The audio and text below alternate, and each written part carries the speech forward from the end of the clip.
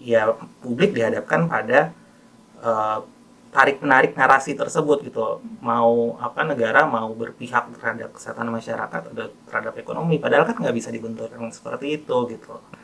Nah, harusnya ya tentu saja yang kita harapkan negara yang bersikap gitu kan. Tapi kan kita tahu kan bahwa eh, di banyak kebijakan, nggak cuma soal pengendalian tembakau, itu banyak sekali yang mengambil memberikan pengaruh gitu. Nah, kalau kita bicara soal kebijakan pengendalian tembakau kan dicurigai industri.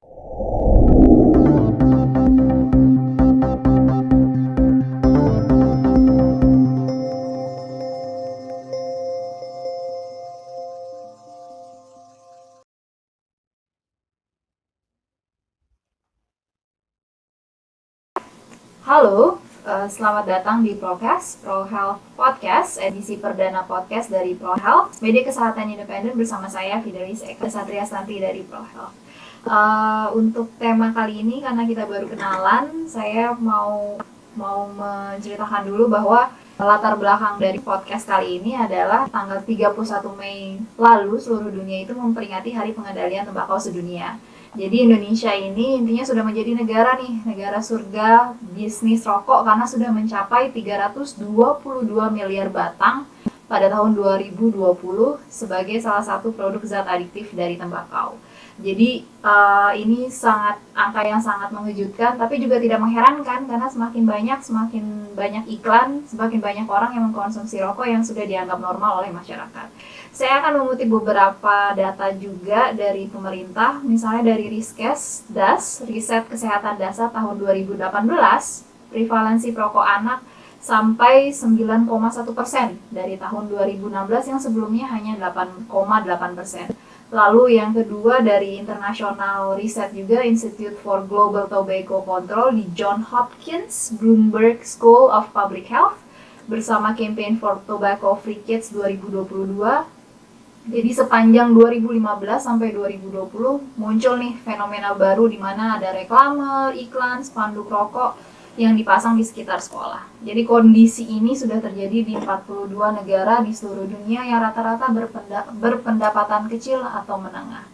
Nah, untuk yang terakhir, Badan Pembangunan Nasional atau Bappenas bahkan memprediksi angka perokok anak di Indonesia akan mencapai 16% ya pada tahun 2030 jika pemerintah tidak melakukan intervensi. Dengan ini, makanya Prokes kali ini mengusung tema dekat sekolah ada iklan rokok, apa kabar nasib anak Indonesia. Karena salah satu intervensi yang harusnya bisa dilakukan itu adalah revisi PP nomor 109 2012 tentang pengamanan bahaya bahan yang mengandung zat aditif berupa produk tembakau bagi kesehatan. Jadi sayangnya masih stagnan sejak tahun 2018, padahal ini sebenarnya PP ini sangat berguna sekali untuk memfasilitasi dan mengatur promosi rokok yang tidak teratur di media daring ataupun luring. Bersama saya sudah hadir Mas Rizky Argama, peneliti dari Pusat Studi Hukum dan Kebijakan Indonesia PSHK, yang akan mengulas nih sebenarnya nasib anak Indonesia ini, terutama dengan begitu maraknya rokok, dengan begitu banyaknya iklan rokok, sponsor dan begitu banyaknya sponsor rokok ini, gimana sih nasibnya mereka saat ini? Selamat sore Mas Gama, panggilannya Mas Gama ya Mas? Iya. Apa kabar Mas Gama? Baik, alhamdulillah. Terima kasih sudah ngundang ke sini. Oke, terima kasih sudah bersedia hadir datang ke Aji Jakarta nih di tempat di podcast kami, di ruang podcast kami yang terbaru. Mas Gama, sebelum ini boleh cerita dulu nggak sebenarnya dirimu sebagai peneliti di mana, terus kemudian posisinya sebagai apa dan apa yang sudah diteliti? Saya peneliti di PSHK, Pusat Studi Hukum dan Kebijakan Indonesia, seperti tadi dikenalkan oleh Mbak Vivi. Sejak 2008 sebetulnya, udah agak lama ya. Sekarang saya menjabat Direktur Pengembangan Organisasi dan Sumber Daya Penelitian.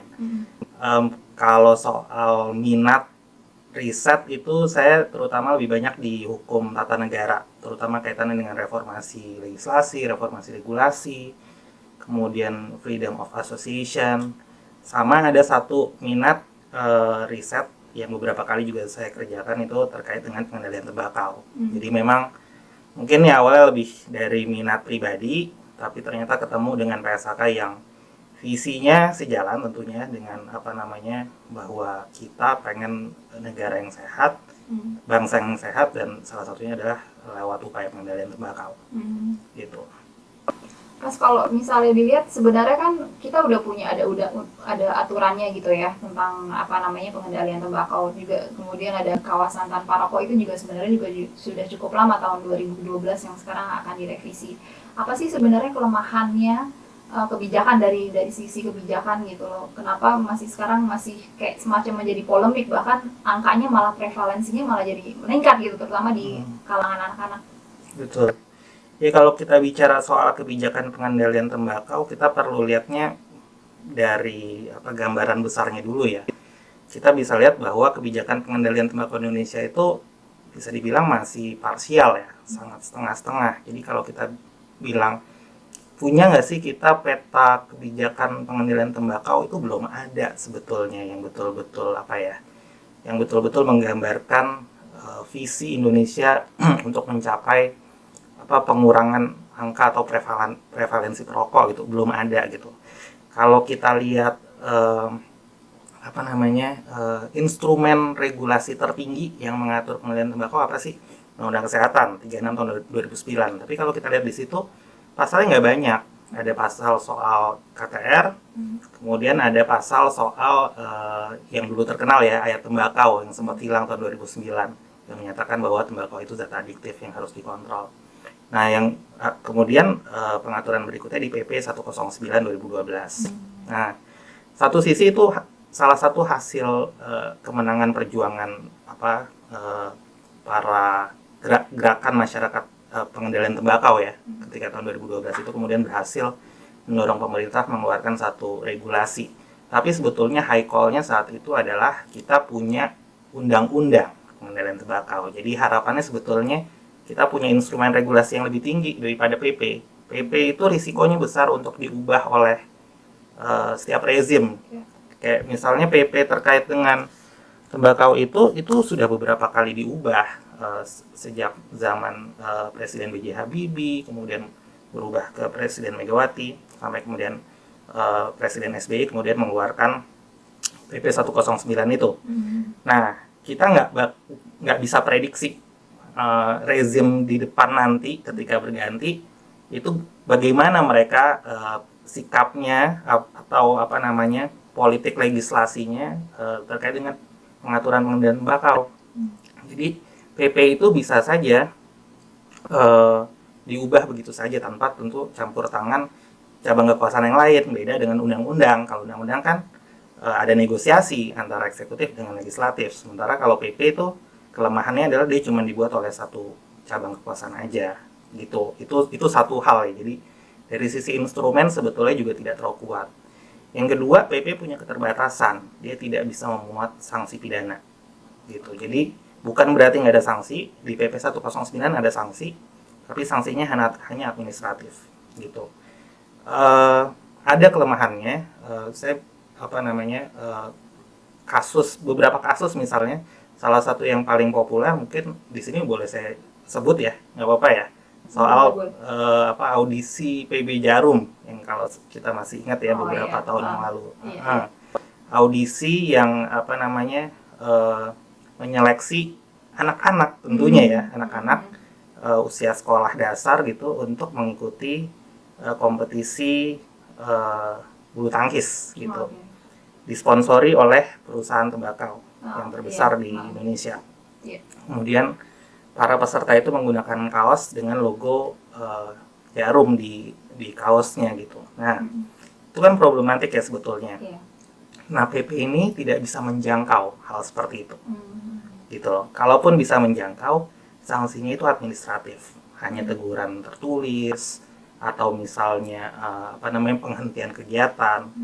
Tapi sulit untuk mendapatkan efek jera di situ. Walaupun kalau di komunitas orang hukum tuh biasanya ada perdebatan soal efek jera ya. Tapi kita bisa belajar sebetulnya dari banyak negara bahwa kalau sanksinya itu jelas dan sanksinya itu terukur, itu biasanya bisa kok membuat kemudian industri jadi berpikir kembali gitu untuk membuat kesalahan seperti yang terjadi pada audisi PB Jarum.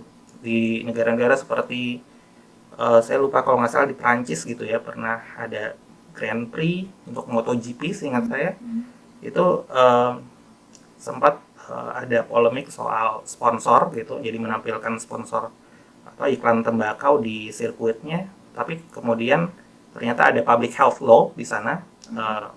Saya kurang tahu nama persisnya, tapi intinya adalah hukum atau undang-undang tentang kesehatan masyarakat, dan kasusnya sampai ke pengadilan, dan pengadilan memutuskan bahwa ya sponsor tembakau itu terlarang gitu. Jadi itu sebetulnya pelanggaran. Dan itu konteksnya adalah olahraga yang tidak melibatkan anak-anak. Nah, kalau di yang PB Jarum ini lebih parah sebetulnya kondisinya kayak gitu. Jadi kalau kita bicara soal kelemahan kebijakan pengendalian tembakau di Indonesia panjang, tapi kurang lebih gambaran besarnya seperti itu. Kalau dilihat dari kelemahannya ini, jadi sebenarnya apa sih yang menyebabkan ini sulit untuk diresmikan? Tadi kan idealnya kan harusnya ada undang-undang kesehatan masyarakat juga gitu ya Mas ya, terutama yang lebih ada sanksi yang lebih terukur, lebih jelas gitu. Jadi sebenarnya apa sih yang membuat ini sulit untuk diresmikan, terutama untuk pengendalian tembakau ya? Kayaknya masih maju mundur. Kita tahu bahwa itu berbahaya gitu ya, apalagi untuk anak-anak, itu bukan sesuatu hal yang patut untuk dikonsumsi oleh anak-anak, tapi kemudian kita temukan bahwa di lingkungan sekolah ada gitu aja yang jualan rokok, padahal cukup berbahaya gitu kan. Nah ini gimana sih, kenapa sulit gitu majunya itu, kenapa sulit gitu Mas? Ya, majunya kenapa sulit? Kalau kita bicara soal instrumen regulasi, apalagi undang-undang, kan kita nggak bisa bilang bahwa ini cuman dalam tanda kutip gitu ya, cuman produk hukum per se, tapi dia adalah produk politik gitu. Jadi kalau kita bicara kenapa sih kebijakan X sulit disahkan gitu, ya karena memang yang terjadi adalah proses pembentukan kebijakan itu tidak selalu sejalan atau sesuai dengan apa yang kita lihat di textbook gitu. Jadi kalau misalnya proses legislasi itu dimulai dari perencanaan, kemudian penyusunan, pembahasan hingga pengesahan, itu kan teorinya.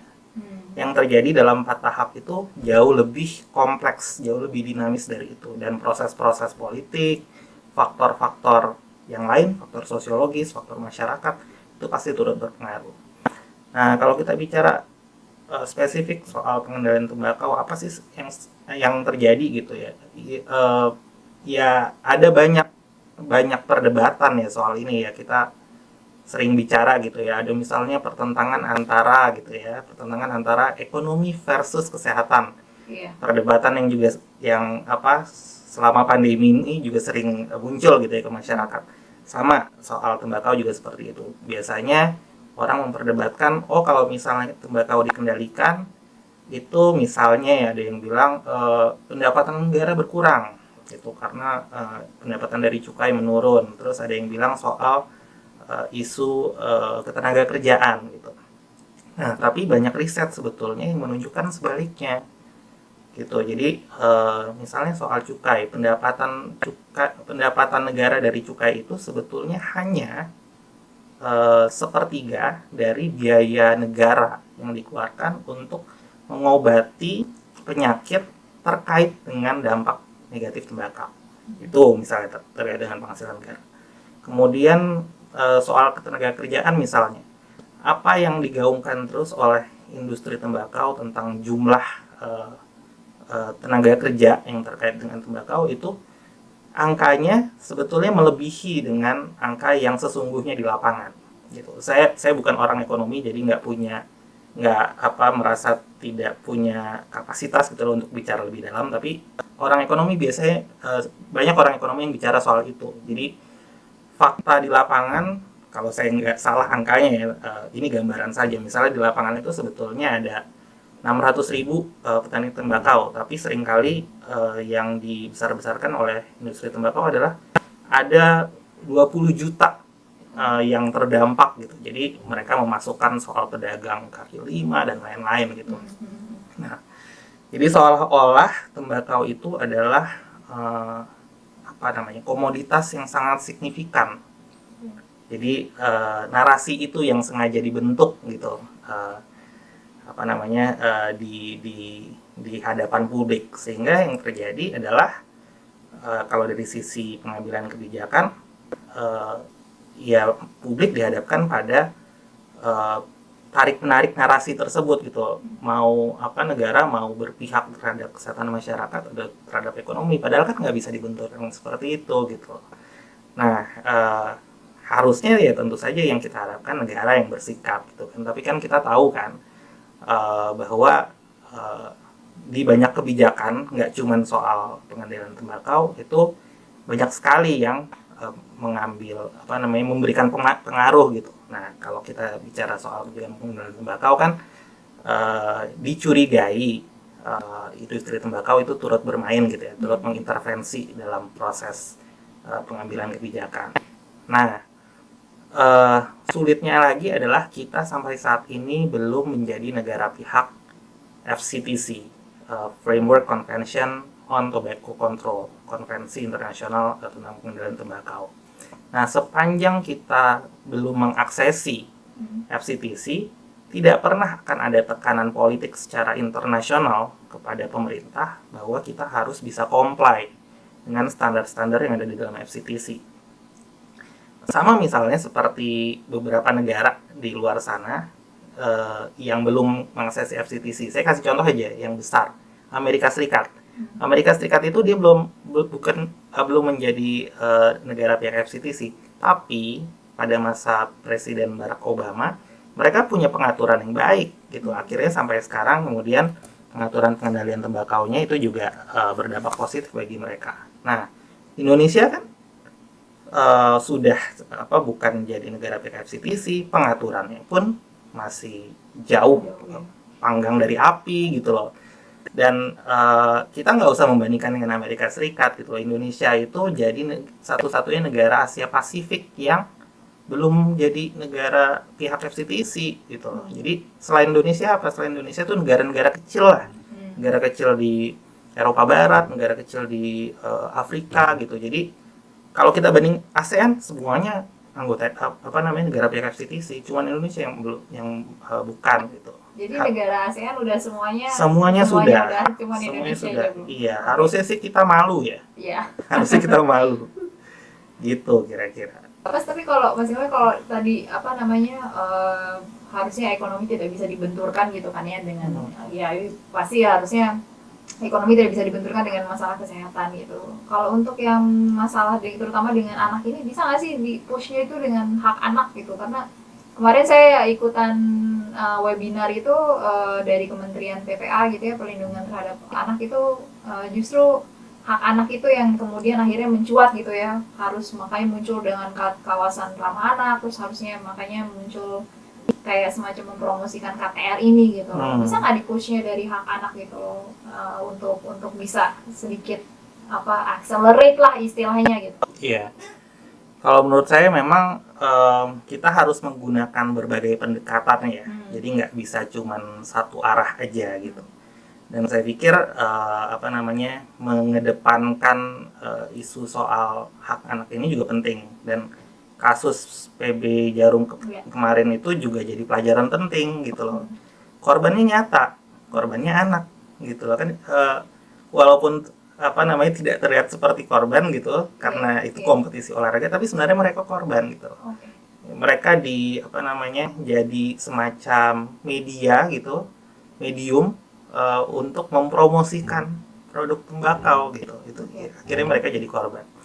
Nah, kalau yang kita lihat di depan mata di Jakarta mungkin sudah tidak ada ya, karena media luar ruang untuk produk rokok udah dilarang kalau di Jakarta.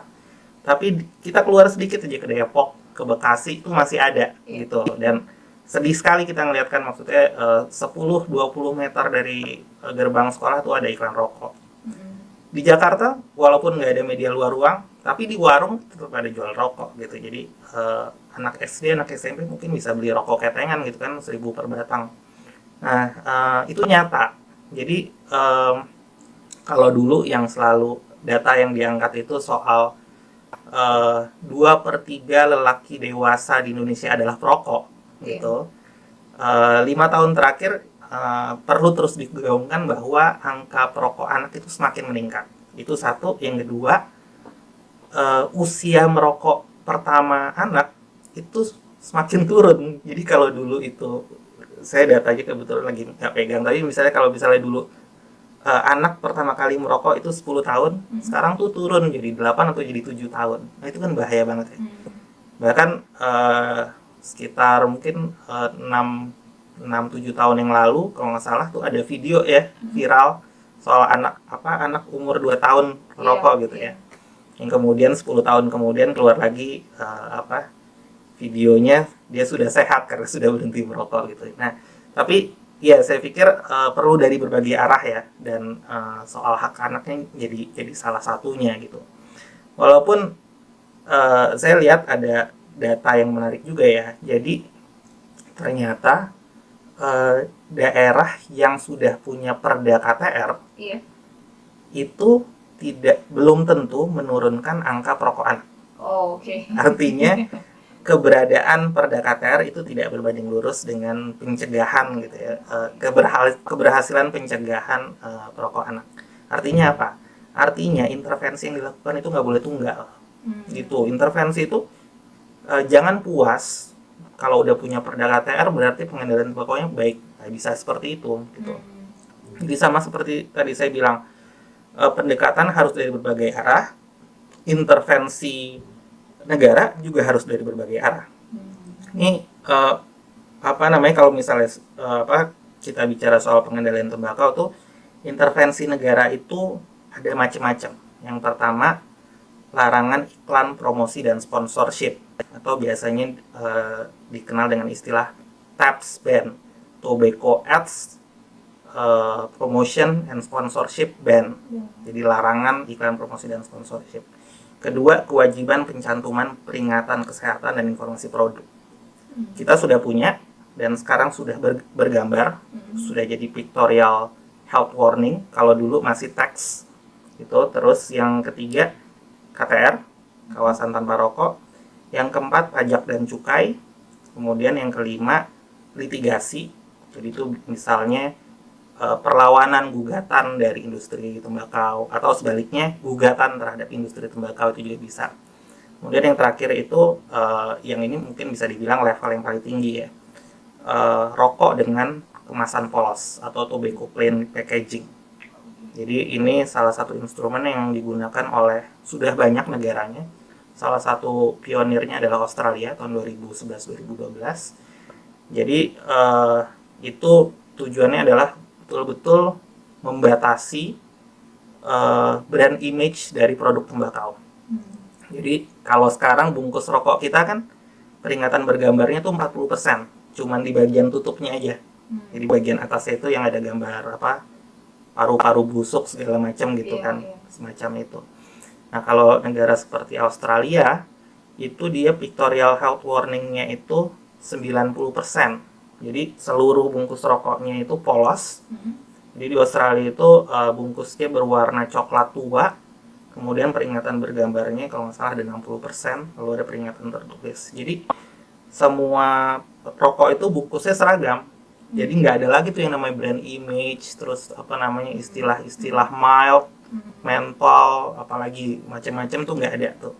Jadi intinya ya rokok tidak bisa mencitrakan produk mereka lagi, beda banget sama kita di sini. Nah, dari berbagai macam intervensi negara itu, Indonesia sudah melakukan apa? Itu pertanyaannya. Kita punya larangan iklan, promosi, dan sponsorship? Belum ada. Yang ada pembatasan gitu. Kayak misalnya di Undang-Undang Penyiaran itu iklan rokok itu dibatasi dari jam 9 malam sampai 5 pagi, seingat saya.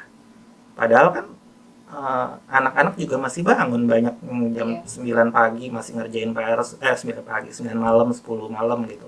Terus belum lagi kalau siang-siang masih ada kan iklan-iklan yang misalnya ya, saya sebut merek nggak apa-apa nggak ya? Boleh kayaknya. Boleh ya. Boleh kayaknya. Bukan merek deh, nama perusahaan sama aja bohong. Ya udah saya nggak sebut deh. Misalnya PTX gitu, tapi X-nya itu adalah merek rokok. Jadi walaupun misalnya mereka ngakunya misalnya itu iklan CSR. Paling sering tuh pas bulan puasa ya. Selamat menunaikan ibadah puasa atau selamat berbuka puasa dari PTX, tapi X-nya itu merek rokok. Gitu. Jadi dia memanfaatkan celah itu gitu loh. Mereka mengaku bahwa saya nggak bikin iklan rokok kok, ini iklan CSR perusahaan kami. Habis itu diputarnya di waktu prime time ketika anak-anak masih bangun gitu. Tapi kan itu secara apa ya, alam bawah sadar udah melekat ya ke anak-anak. Jadi yang dibutuhkan sebetulnya adalah larangan total. Larangan total iklan gitu, promosi dan sponsorship gitu. Bukan cuma pembatasan. Ya boleh sedikit demi sedikit gitu ya, kita nggak langsung larangan total, pembatasan dulu, tapi mungkin udah 10-15 tahun lebih tidak pernah berubah pengaturannya gitu loh. Jadi pembatasannya tetap dari jam 9 malam sampai jam 5 pagi gitu. Kemudian itu kewajiban pencatatan peringatan kesehatan, ya syukurnya kita udah mulai membaik gitu ya, dari sebelumnya peringatan kesehatan tertulis berubah jadi bergambar 40%.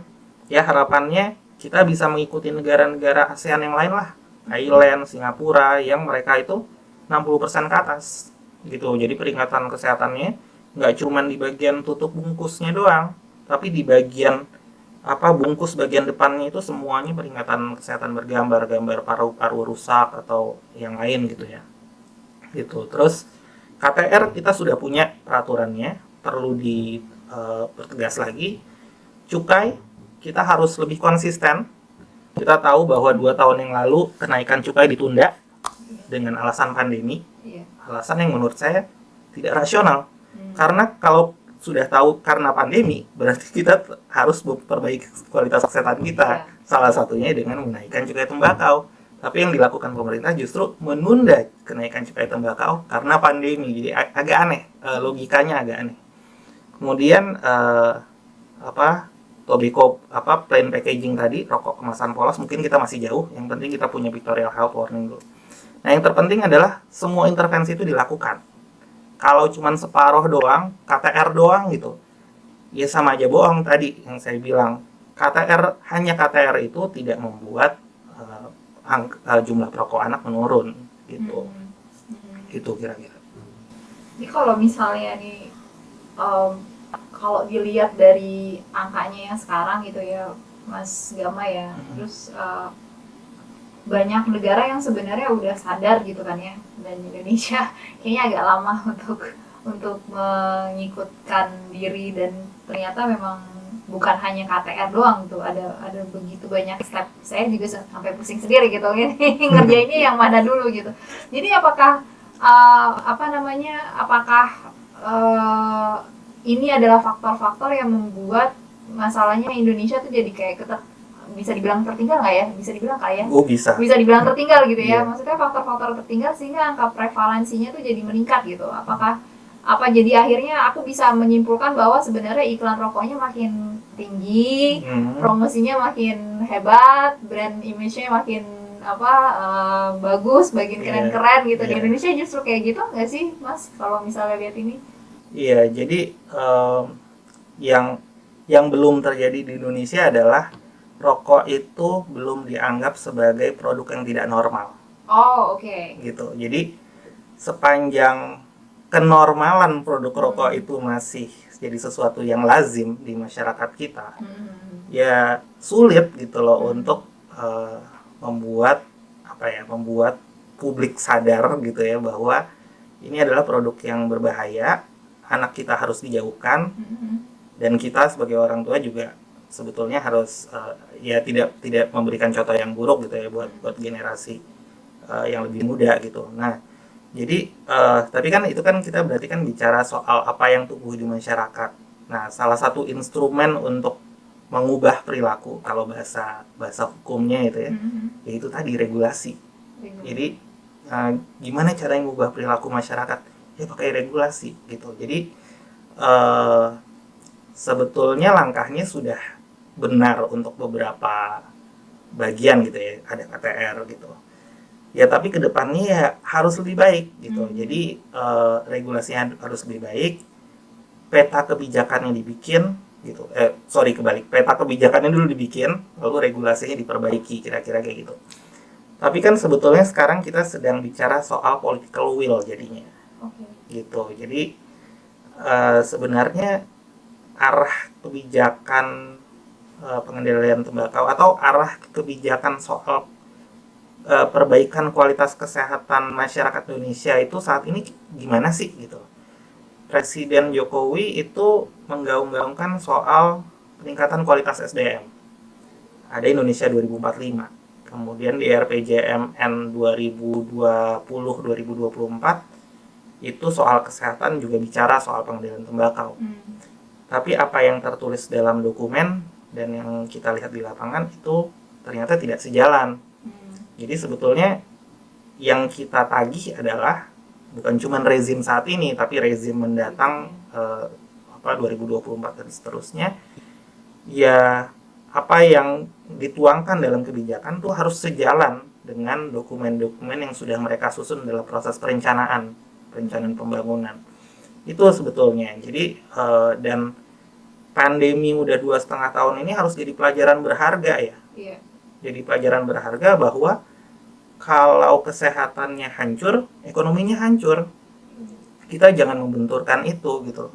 Jangan membenturkan ekonomi harus baik, jadi kesehatan dikorbankan. Enggak. Kalau korbankan satu, dua-duanya hancur. Gitu. Jadi bisa kok terbuka besar lah kesempatannya, saya pikir. Masyarakat Indonesia sebetulnya sangat bisa gitu ya diubah perilakunya, dan kita kan bicara sebetulnya masyarakat secara keseluruhan, artinya masih banyak sebetulnya orang yang punya keinginan atau punya visi gitu ya untuk memperbaiki kualitas kesehatan masyarakat. Salah satunya adalah dengan pengendalian tembakau yang lebih baik, kira-kira kayak gitu. Dan mungkin nih satu yang saya agak terlewat ya, sebetulnya kalau misalnya Indonesia mengaksesi FCTC, keuntungannya banyak. Gitu loh. Jadi jangan pikir bahwa kalau kita jadi negara pihak FCTC itu kita rugi. Kan setahun atau 2 tahun, beberapa tahun yang lalu lah Presiden Jokowi pernah bilang kita nggak usah ikut-ikut negara lain, gitu kan. Kan mereka waktu itu kan Menteri Kesehatan yang sebelumnya gitu ya, sebelum yang sekarang dan sebelum yang sebelumnya lagi maksud saya gitu, di periode yang lalu itu kan sempat mendorong ya aksesi FCTC, tapi Presiden Jokowi bilang bahwa kita tidak perlu mengikuti negara-negara lain, kita atur saja diri sendiri gitu kan. Tapi kan kenyataannya kan nggak jalan di tempat juga gitu sekarang. Nah, padahal kalau kita jadi negara FCTC, support dari negara-negara lain, support dari WHO untuk berbagai macam upaya pengendalian tembakau dan upaya peningkatan kualitas kesehatan masyarakat kita itu datang dari mana-mana. Gitu, dan itu menguntungkan bukan cuma negara tapi masyarakat. Gitu. Jadi saya pikir ya sebetulnya saatnya sekarang gitu, nggak ada kata nanti, tapi ya sepertinya kan Presiden Jokowi masih jauh ya dari bicara soal itu. Tapi yang terpenting buat kita kalau sebagai masyarakat ya kita dorong terus gitu, jangan berhenti gitu. Tadi Mas Gama juga ngomong soal ada sanksi nih yang jelas dan terukur. Sebenarnya sanksi yang kalau saya terlintas dulu kan ada tuh pelang-pelang sanksi kalau membuang sampah di sungai atau kali itu kan dapat denda 500.000 atau kurungan berapa tahun gitu kan ya. Kalau sanksi untuk merokok gitu kira-kira yang bisa membuat deterrent effect atau efek jerahnya kayak gimana nih Mas kalau menurut pendapatmu? Sebetulnya kalau di berbagai macam praktek ya di negara-negara lain, yang paling efektif itu bukan pada pelaku di lapangan ya. Jadi artinya perokok itu mereka merokok karena kesempatannya terbuka, karena tidak dilarang atau karena dilarang tapi nggak ada penegakan gitu. Nah, tapi yang disasar terutama justru pada sisi industrinya gitu loh. Makanya tadi saya bicara intervensi yang terpenting itu adalah intervensi pada pada level pucuknya gitu loh. Jadi promosinya dibatasi atau bahkan dilarang. Kemudian akses ke produknya itu dibuat sulit, ya seperti yang terjadi di Australia. Atau yang paling minimal tuh seperti yang ada di kota Bogor. Kalau misalnya teman-teman perhatikan, saya juga lihatnya di media ya. Sekarang itu kan kalau di minimarket di Bogor, rokok itu ditaruh di belakang kasir dan di dalam lemari tertutup. Iya, iya. Nah, itu upaya yang paling minimal lah. Nah, artinya apa? Artinya yang dikedepankan sebetulnya bukan sanksi. Sanksi itu udah istilah hukumnya ultimum remedium lah, langkah paling akhir. Tapi justru kita mau ada langkah pencegahan, dan pencegahan itu ya di hulu gitu, di sisi industrinya, di sisi distribusinya. Konsumen itu adalah korban sebetulnya. Oke. Gitu.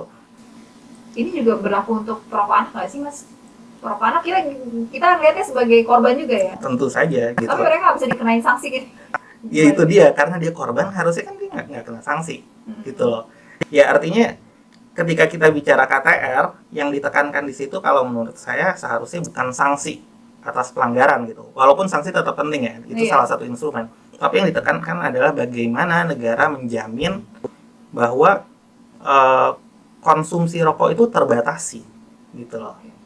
Gitu. Jadi ada penegakan di mana-mana, ada pencegahan di mana-mana, ada aparat ya, jumlah aparat yang cukup, ada area merokok yang terpisah dari gedung utamanya gitu. Kalau sekarang kan kita lihat kan bahkan di Jakarta sekalipun ruangan merokok itu berada di satu area dengan ruang yang non merokok. Padahal kalau kita baca di Pergub DKI-nya harusnya terpisah. Itu harusnya dia berada di luar ruangan. Jadi di situ sebetulnya yang jadi sasarannya. Oke. Ini menarik sekali Mas Gama, tapi kita udah mau di penghujung acara podcast. Boleh wrapping up dari dirimu nggak Mas, conclusionnya tentang keseluruhan tentang kebijakan, terus kemudian apa yang mesti kita lakukan, sebaiknya pemerintah dari mana nih? Kayaknya saya terlalu overwhelmed untuk untuk bisa menyimpulkan, tapi dari itu words of wisdom dari dirimu lah terakhir.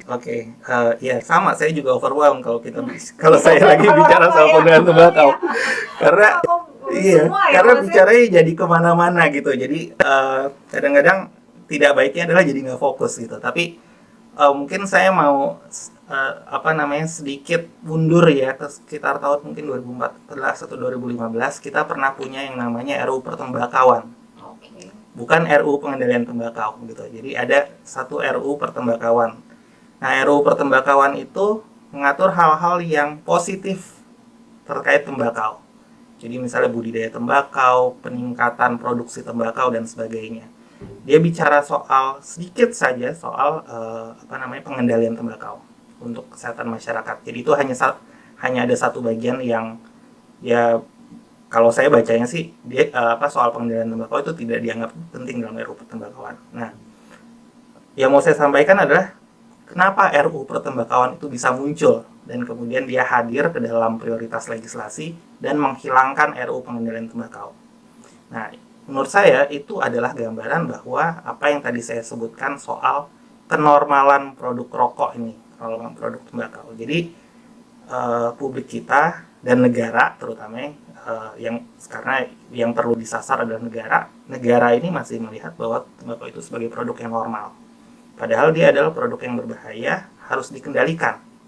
Gitu. Jadi kalau cara pandangnya sudah seperti itu dan cara berpikirnya menggunakan perspektif kesehatan masyarakat, maka ketika bicara apapun gitu, terutama misalnya terkait dengan produk tembakau, maka perspektif yang digunakan adalah perspektif kesehatan masyarakat. Bagaimana cara melindungi masyarakat, bagaimana cara melindungi generasi muda dari bahaya produk tembakau ini gitu. Jadi itu mungkin ya salah satu yang bisa dilakukan dari sisi negara sebagai salah satu intervensi kebijakan. Tapi tentu kita berharap intervensinya jauh lebih banyak dan jauh lebih kuat daripada itu. Oke, terima kasih sekali Mas Gama atas waktunya dan juga penjelasannya sangat robust sekali dan sangat bagi saya mencerahkan sekali dan begitu banyak pengetahuan yang sebenarnya eh, apa namanya kita tuh harusnya sudah move away dari ngurusin urusannya ekonomi atau misalnya kesehatan masyarakat itu sebenarnya udah selesai gitu, udah berhenti ya, dan Iya. kemudian kita harusnya lebih bisa memprioritaskan kesehatan masyarakat terutama untuk anak-anak kita saat ini, terutama dalam dalam konteks pengendalian tembakau ini. Ada begitu banyak sekali intervensi-intervensi, jadi nggak cuma hanya satu ngomongin soal kawasan tanpa rokok aja, tapi ada begitu banyak intervensi dari legislasinya, terus kemudian dari human resourcesnya juga, terus kemudian dari undang-undangnya, kemudian dari packagingnya, semuanya itu memang harus dilakukan bertahapan, dan pemerintah Indonesia dalam hal ini harusnya memang sudah harus pick up dengan situasi dan kondisi perkembangan zaman saat ini. Demikian untuk podcast perdana kali ini, Prokes Pro Health Podcast dari Pro Health. Terima kasih saya ucapkan, sampai jumpa untuk di episode berikutnya. Selamat siang, salam sehat.